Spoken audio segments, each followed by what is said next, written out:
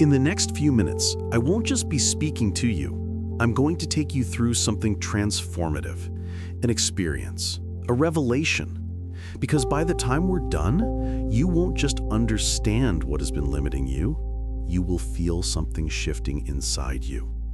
You will begin to perceive things differently. Not just your thinking, but the very way your reality has been forming around you while you remained unaware. And once it clicks, everything will begin to fall into place effortlessly. So here's what I'm asking from you. Let go of every distraction. Give yourself fully to this moment, because what you're about to uncover is not something to simply understand. It's something to embody. So let us begin. I want you to remember a time when something you desperately wanted simply refused to happen. Maybe it was a relationship, a career opportunity, something you thought about constantly, something you desired, maybe even obsessed over. And no matter what you did, it just wouldn't manifest. Now, compare that with another experience, a moment when something incredible lined up perfectly. A time when you barely thought about it. Maybe you weren't even invested in the outcome, and suddenly it appeared, almost like magic. Why does this happen? Why does what we chase seem to move further away, while what we feel neutral about arrives effortlessly? There is a hidden principle behind this phenomenon. And once you understand it fully, I'll share a simple but powerful method that will help you use it consciously. Because once you apply it, you will witness a remarkable transformation. The very things that once felt impossible will begin coming to you naturally. So pay close attention, because this is the moment everything begins to change. The universe, or more accurately, your reality, is not something that happens to you. It is something that responds to you. This is where most people fall into the trap. They keep waiting for reality to change, without realizing that reality is waiting for them. Think about this. How many times have you desperately wanted something, but it simply wouldn't come? And then, the moment you stopped caring, the moment you released it, boom, it materialized. This is not coincidence. This is a principle. Because when you chase something, when you obsess over it, when you constantly look for proof, you're telling reality that you lack it, and reality will always mirror the state you're in. But the moment you stop needing it, stop controlling it, stop trying to force it, that's when it begins moving toward you. Not because you gave up, but because you became the version of yourself who already has it. And that's when everything falls into harmony. This is exactly what Neville Goddard tried to show you. He said, assume the feeling of the wish fulfilled. And this assumption, if persisted in, will harden into fact. Think about that for a moment. He didn't say hope for it. He didn't say wish for it. He said assume it. And assumption is not trying. Assumption is knowing. When you assume something is already yours, you don't chase it. You don't look for constant indicators. You don't sit and wonder when it will happen. Because in your inner world, it already has. And this is why the secret is to do nothing. Because the moment you believe it's already done, you stop interfering. You stop over-efforting. You stop doubting. You stop forcing. And that is the moment everything begins to move. Because finally, reality has the space to reorganize itself without resistance. You've probably noticed this your whole life. What you desperately want seems to take forever, but what you're not attached to shows up effortlessly. Why? Because when you don't care, You don't block it. You're not attached. You're not micromanaging. You're not in anticipation mode. And that is why it flows. So the real question becomes this: how do you use this principle to manifest everything you've ever wanted without pretending to be detached? Because let's be honest, you can't fake indifference. You can't sit there and say, "All right, I don't care anymore." Well, deep inside, you're still watching, still waiting, still hoping. That isn't release, that's pretending to release. And reality does not respond to what you say, it responds to what you feel. So how do you actually do it? How do you detach without forcing yourself, without suppressing emotions, without lying to yourself about a state you don't truly believe? Because once you understand this, everything changes. Here is the first step. Stop striving for the thing. Right now, whether you're aware of it or not, you're in the state of, "I need this to happen." And that state holds you in place. Because every time you think, "Where is it? Why isn't it here yet?" you reinforce the fact that it is not here. And the truth is simple. If you already had it, you wouldn't be searching for it. So let me ask you something. If it were already done, how would you feel? Would you worry? No. Would you constantly check? No. Would you doubt? No. You would be relaxed, confident, unbothered. And that is the energy that causes it to manifest. Because the moment you stop looking for evidence, stop waiting, stop seeking signs, you enter the energy of already having it. And that energy pulls it towards you effortlessly. From this moment on, stop searching for it. Stop waiting for it. Stop doubting when it will happen. Instead, step into the energy of knowing. And the moment you do, everything will begin to shift.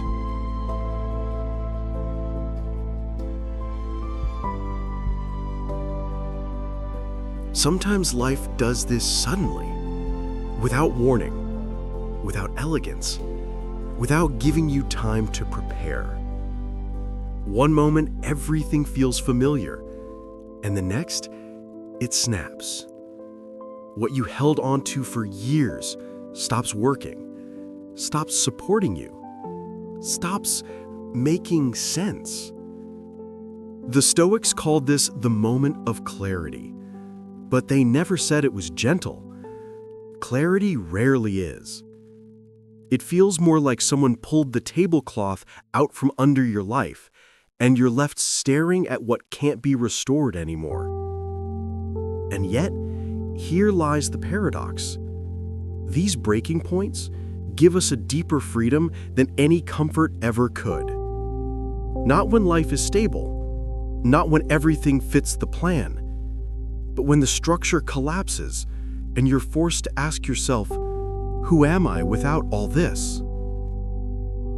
People fear these moments, but mystics believed they were cracks in the world, tiny openings through which the hidden truth finally leaks in. Sometimes that truth is strength. Sometimes it's a forgotten part of your soul.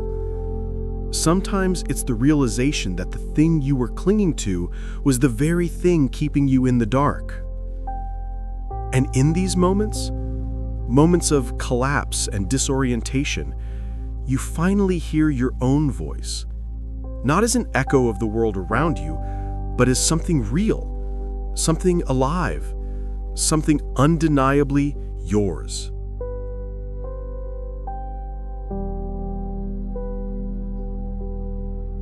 After the breaking point, there's always a strange silence.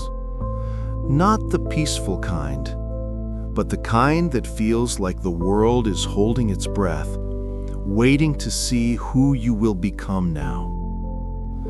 It's the silence after the storm, when the debris is still lying around you and nothing has found its place yet.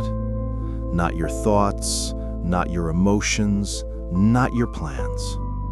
But this silence is sacred, because this is where the rebuild begins.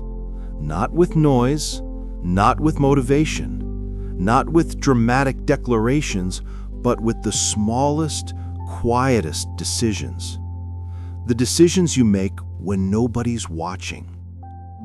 The moment you choose honesty over illusion, stillness over panic, presence over denial. These choices feel insignificant, invisible, forgettable. But this is how the soul grows, not in grand moments, but in the subtle ones. Mystics always said, you are reborn the moment you stop lying to yourself. And this is why the quiet rebuild is so powerful. Because now you're not reconstructing the life you had, you're building the life that actually fits you. No masks, no pretending, no forcing. Just the slow, steady emergence of who you were always meant to be. Most people wait for the outer world to shift before they allow themselves to feel different. But transformation never works that way. Not real transformation, not the kind that lasts. The outer world is slow, heavy. It moves like stone. But the inner world, your thoughts, your self-concept, your assumptions, that's where the true movement happens. Quietly, silently, long before something physical appears. This is why so many people think nothing is happening, even when everything has already begun. They can't see it yet, so they doubt. They panic. They return to old identities because those identities feel familiar, even if they're painful. But here is the truth the mystics understood. Reality always changes last. The moment you shift internally, your tone, your story, your belief about who you are, the world has no choice but to follow. It may take time, it may take rearranging, it may take losing what doesn't fit the new version of you, but it will follow. It always does. Because the outer world is nothing but an echo of the world within you. By now, you've seen the pattern. Chasing, forcing, worrying, it never works. The universe, or your reality, doesn't respond to effort. It responds to alignment. And alignment doesn't come from controlling, from overthinking, or from trying to make something happen. It comes from allowing, from stepping into the energy of already having it, from trusting that what belongs to you is already moving toward you, even if you cannot see it yet. The mystics called it the art of letting be. It is subtle. It is quiet. It can feel almost like doing nothing. But doing nothing here is not laziness. It is intentional non-resistance. It is a deep understanding that the world outside is an echo of the world inside. The moment you stop forcing, stop doubting, stop checking for signs, you enter a flow that draws what you desire without struggle. And this is the ultimate paradox. The less you chase, the faster it arrives. Because in the energy of knowing, you are no longer lacking. You are already complete. And the world has no choice but to reflect that completeness. Now comes the moment where everything you've learned meets action. Not through effort, not through struggle, but through alignment and inner knowing. The first step is simple. Stop chasing. Stop proving. Stop worrying about how or when. Because the moment you let go, you step into the energy of already having it. Ask yourself, if this were already done, how would you feel? Relaxed? Confident? Unshakable? That is the energy that attracts it. Not doubt, not impatience, not forcing signs from the universe. The second step is to remain in that state. Even when your mind whispers, "When will it happen? What if it never comes?" You do not react. You do not chase. You return to the energy of knowing. The third and final step is to allow the silence to hold you, to sit in the pause before manifestation. This is where most people fail. They expect instant results. They think, "I'm doing everything right, so why isn't it here?" But the truth is, the gap between assumption and reality is not a delay, it is alignment. Reality is not testing you, it is reorganizing to match your new vibration. And when you can hold that energy, sit in the silence, and resist the urge to force or doubt, everything will come naturally, effortlessly, gracefully, even better than you imagined. So from this moment forward, when doubt creeps in, when impatience rises, do nothing. Not because you don't care, but because you already know it is done. And the moment you do this, you will never chase again, because everything you want will begin to chase you.